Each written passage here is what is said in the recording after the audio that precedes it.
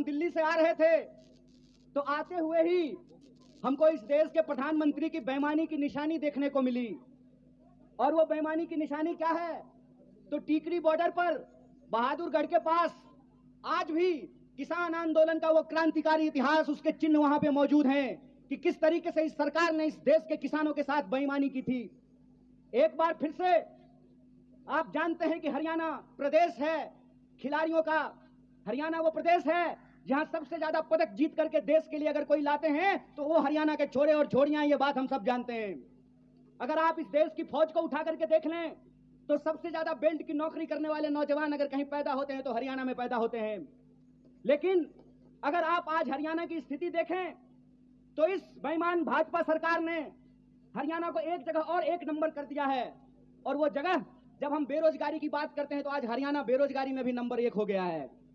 ये जो हरियाणा के अंदर हालात पैदा हुए हैं उसके बारे में अगर कहीं से क्रांतिकारी शुरुआत हो सकती है तो वो धरती जींद है। इसीलिए मैं धरती के तमाम माताओं, बहनों, किसान मजदूर भाइयों और नौजवान साथियों से कहता हूं कि इस ऐतिहासिक शुरुआत को आपको करना पड़ेगा और आपको ये समझना होगा कि आज हम किस परिस्थिति में जाकर के खड़े हैं।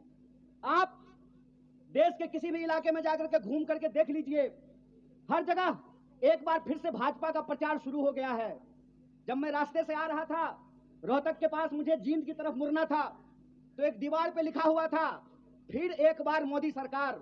मैंने अपने दोस्त को कहा, भाई गाड़ी रोक, मार्कर से इसके बगल में लिख देता हूं जहां लिखा हुआ है फिर एक बार मोदी सरकार। पहले 15 लाख ला, फिर तेरी सरकार आने की बात होगी। पहले तू हर साल 2 करोड़ नौकरी दे, फिर तेरी सरकार आने की बात होगी। पहले तू किसानों की आमदनी दुगनी कर, फिर तेरी सरकार आने की बात होगी।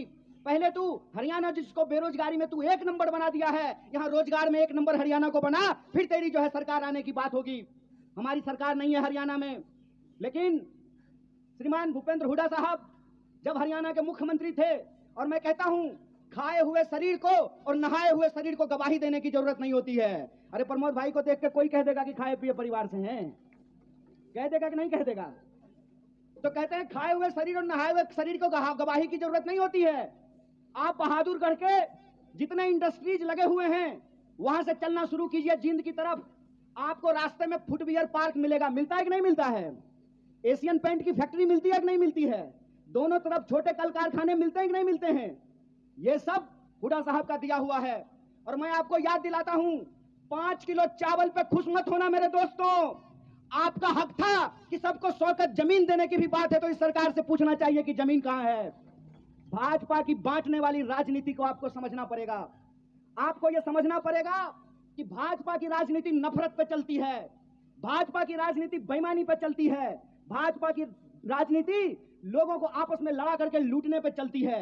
दरअसल भाजपा का इतिहास इस देश से गद्दारी का इतिहास है। इस बात को याद रखिएगा, इस बात को याद रखिएगा कि भारतीय राष्ट्रीय कांग्रेस महात्मा गांधी की पार्टी है जो हंसते हंसते अपने सीने पे गोली खा लिए थे। और भाजपा का इतिहास नाथूराम गोडसे का इतिहास है, इस बात को याद रखिएगा। और इसीलिए मैं आपको कहता हूं कि जिस तरीके से अंग्रेज हमारे साथ करते थे, फूट डालो और राज करो, उसी तरह से भाजपा आज कर रही है, फूट डाल रही है और इस देश पे राज कर रही है।